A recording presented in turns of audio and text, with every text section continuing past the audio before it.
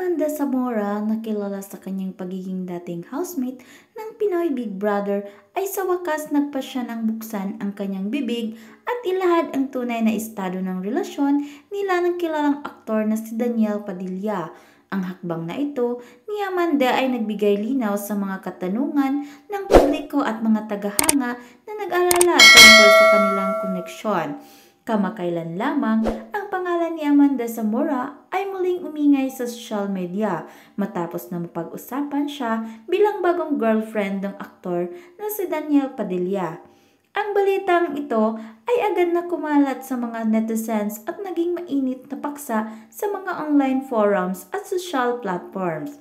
Maraming mga tao ang nagbigay ng kanilang opinyon at nagtanong kung totoo nga ba ang balitang ito. Minsan na idawit ang pangalan ni Amanda sa isang episode ng Showbiz Update Vlog na pinangunahan ni Ogie Diaz. Sa vlog na iyon, isinapubliko nila ang isang usapan tungkol sa bagong karelasyon di umano ng aktor. Sa kanilang pagsasalita, binanggit nila ang may mga nagtatanong kanilang tungkol sa isang babae na pinangalanang Amanda na sinabing bagong girlfriend ng sikat na aktor.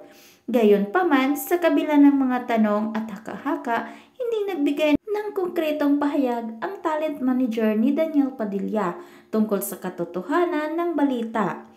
Ang kawalang katiyakan na nasabing usapan ay nagdulot ng iba't ibang reaksyon mula sa publiko. Ang mga fans ni Daniel Padilla at Amanda Zamora ay nag-abang ng opisyal na pahayag mula sa kanila upang mas mapanatag ang kanilang isipan.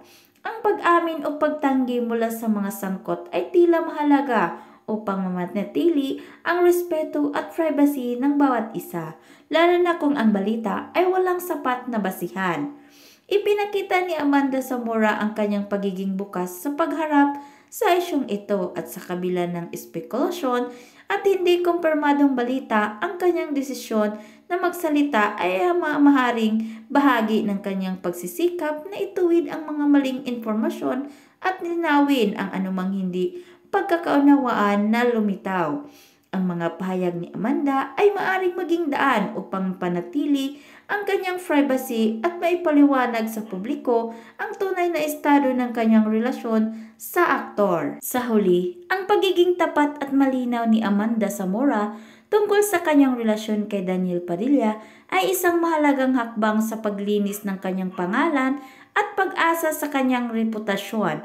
Ang kanyang pagpahayag ay magbibigay ng pagkakataon para sa mga tagahanga at publiko na magkaroon ng mas malinaw na pagtingin sa tunay na nangyari. Sa halip na magbabad sa mga haka-haka at tsismis, ay ang sumusunod na hakbang ay nakasalalay sa kung paano tanggapin ng publiko ang mga informasyong ito at kung paano ito makakaapekto sa buhay ng mga taong sangkot sa balitang ito.